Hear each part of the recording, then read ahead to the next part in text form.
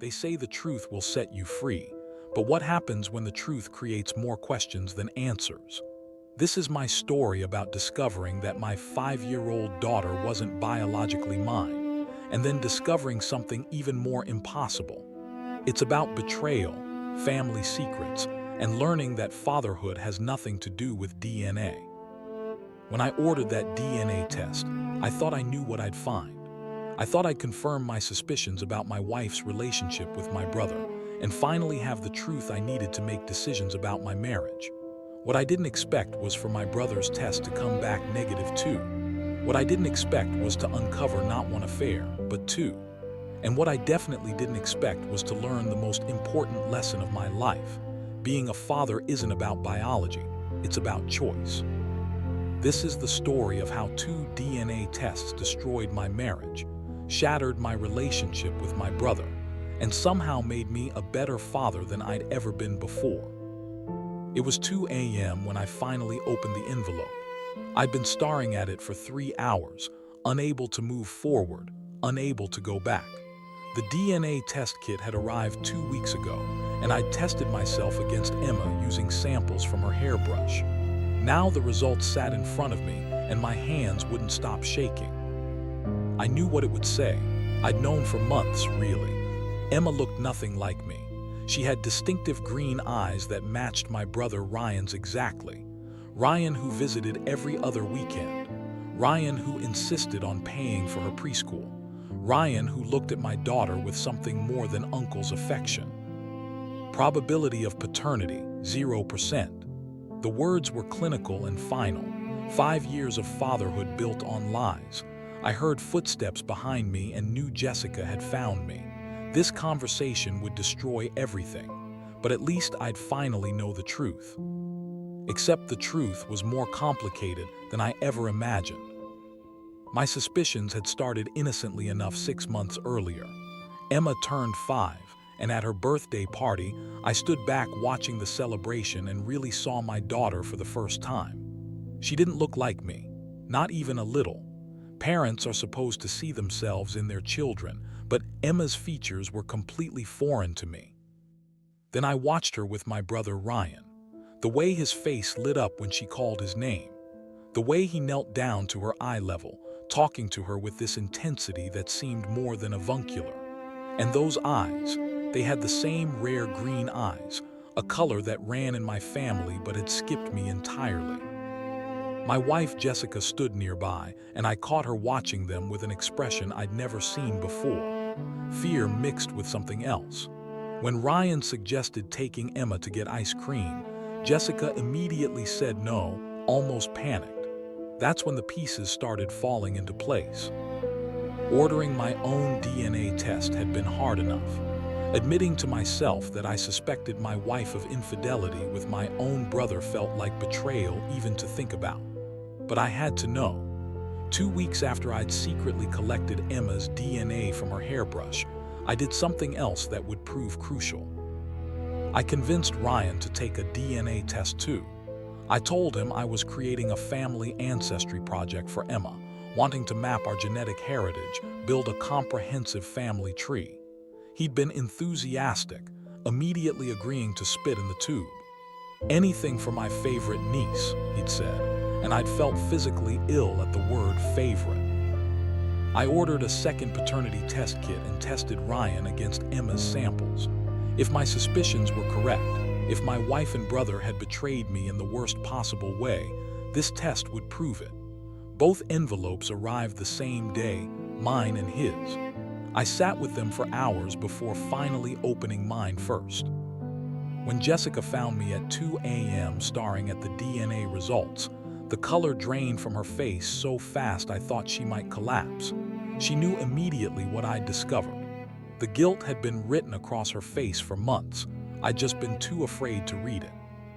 "When were you planning to tell me?" My voice sounded dead even to myself. Jessica tried to explain, tried to justify, but I cut through every excuse with one question. Who is Emma's father? The way she couldn't look at me told me everything. The way her eyes darted away, the way her hands trembled. She only acted this guilty around one person. My brother Ryan. The man who'd been staying in our guest room 6 years ago when Emma was conceived. The man who'd had access, opportunity, and apparently motive. It was Ryan, wasn't it? I said quietly. Her silence was confirmation, but neither of us knew what was coming next. I picked up my phone and called Ryan at 3 a.m., past caring about the hour, past caring about anything except the truth. I need you to come over, now. Mark, it's 3 in the morning. Now, something in my voice must have conveyed that this wasn't negotiable, because he agreed immediately.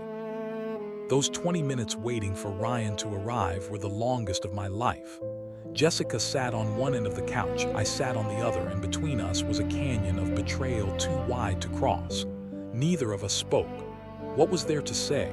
She'd admitted to the affair. She'd admitted Emma might not be mine. The only question left was whether my brother knew. When Ryan arrived, disheveled and confused, I handed him both DNA test results without a word.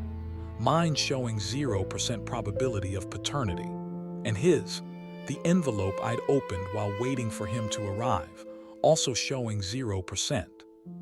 The impossible had happened. Neither of us was Emma's biological father.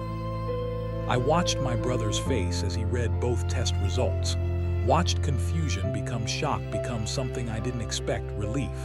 I'm not her father. His voice was barely a whisper. All these years I thought. You knew. I was on my feet, rage finally breaking through the numbness. You knew you slept with my wife and thought Emma might be yours, and you never said anything. Ryan's confession tumbled out through tears. He'd been eaten alive by guilt for 6 years.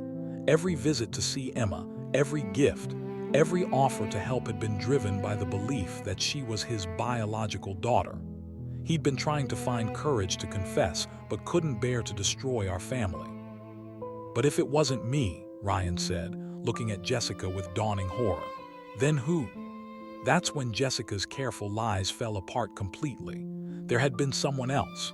Another affair she'd hidden beneath the first. Another man she'd convinced herself couldn't be Emma's father because admitting 2 affairs was somehow worse than one. Through broken sobs, Jessica told us about David Martinez, a project manager from Denver she'd met at a work conference 6 years ago. 2 encounters, she swore, before cutting it off. She'd convinced herself Emma had to be Ryan's because the timing was closer, because Ryan was family, because somehow keeping betrayal within the family seemed less awful than involving a stranger. She pulled up David's social media profile with shaking hands. Looking at his photograph, I saw Emma's face shape, her distinctive smile, the dimples she'd inherited from nobody in my family. We need to test her against him, Ryan said quietly. No, I stood up, sudden clarity cutting through the chaos. We don't. I don't care if Emma is genetically mine, Ryan's, or this David person's. I've been her father for 5 years. I'm the one who walks her to kindergarten every morning. I'm the one she calls when she has nightmares. I'm the one she made a card for that says best daddy in the world. I filed for divorce the following week, not because Emma wasn't biologically mine. That revelation had shocked me, but it hadn't changed how I felt about her. I filed because Jessica had built our entire marriage on lies. 2 affairs, 6 years of deception, and when finally caught, her instinct had been to lie more. The divorce proceedings were brutal.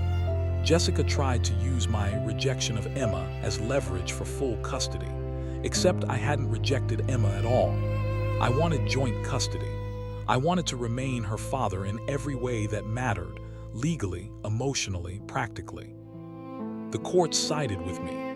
Paternity, they ruled, was about more than genetics. I'd acted as Emma's father from birth. My name was on her birth certificate. I'd provided for her, formed an undeniable parent-child bond over 5 years. Biology couldn't erase that. We got 50-50 custody. Emma still calls me daddy. She doesn't know about the DNA tests yet. That conversation can wait until she's old enough to understand that family is more than chromosomes. Emma just turned 6. For her birthday, she asked if we could go camping, just the 2 of us. So we packed up my car and drove to the state park where I'd camped with my own father as a kid. We roasted marshmallows, told stories, and slept in a tent under the stars. On the second night, sitting by the campfire, Emma looked up at me with those distinctive green eyes and said, "Daddy, I'm glad you're my dad." "Me too, sweet Bia." Sarah at school says her dad isn't her real dad because he adopted her. "But you're my real dad, right?" I pulled her close, breathing in the scent of campfire smoke in her hair.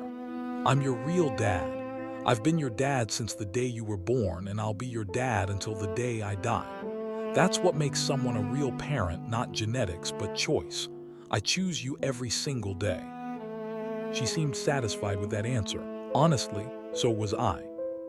My relationship with Ryan remains complicated. We've spoken a few times, always awkward, always painful. He's seeing a therapist to deal with his guilt. I'm seeing one to deal with my betrayal. Maybe someday we'll rebuild our brotherhood, but the foundation is too damaged right now. Jessica contacted David Martinez, told him he might have a daughter from their brief encounter. He wanted nothing to do with it. He's married with 2 kids of his own and didn't want to explode his life with a child from a mistake years ago. We never did confirm through testing, but Emma's features tell the story clearly enough. So Emma has 3 possible biological fathers, me ruled out, Ryan ruled out, and David, most likely but unconfirmed and uninterested. And she has one actual father, me, the man who shows up, the man who loves her unconditionally, the man who chose fatherhood when biology tried to take it away from him. That's the only paternity that matters. This story began with betrayal, my wife's lies, my brother's weakness, the shattering of family bonds I thought were unbreakable. It began with DNA tests that were supposed to provide clarity, but instead revealed how complicated truth can be. 2 negative results when I expected 1. 3 possible biological fathers for a child who needed only one real dad. But this story ends with choice, with the radical decision to define fatherhood by presence rather than genetics, by love rather than chromosomes, by daily commitment rather than biological accident. Emma didn't ask to be conceived in betrayal. She didn't ask for complicated paternity or family secrets. She just asked for a father who would show up. I show up. Every custody exchange, every bedtime story, every scraped knee and school play and birthday camping trip. That's fatherhood. Not the moment of conception, but the thousands of moments after that define what it means to be a parent.